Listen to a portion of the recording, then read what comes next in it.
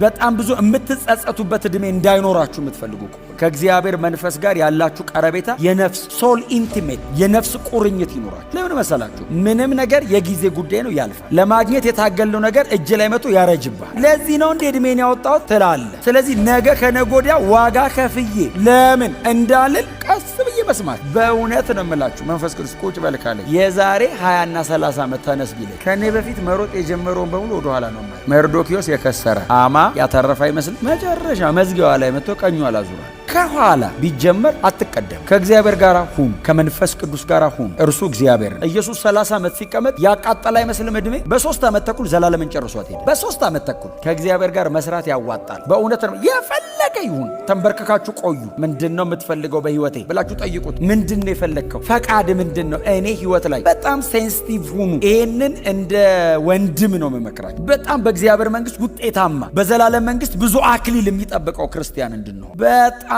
ቀረቡት። መንፈስ ቅዱስ አዳምጡት። ምንድነው የምትፈልገው? እኔ ወድሃለሁ።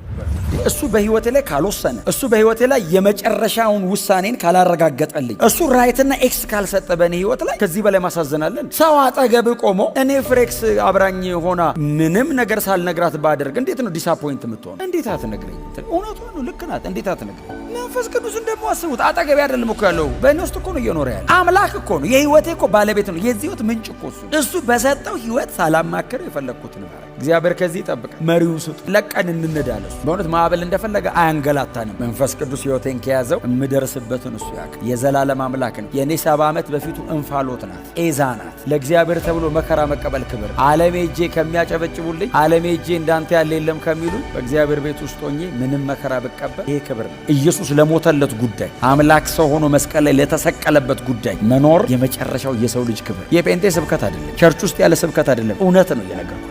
እውነት ትሩዝ ለእግዚአብሔር መኖርን የሚያክል ክብር።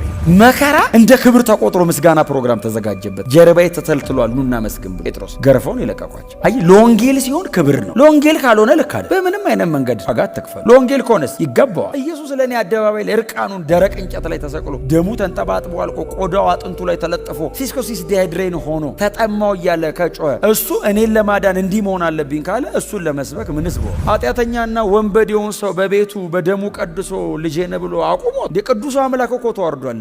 ለኔማ ክብር ነው።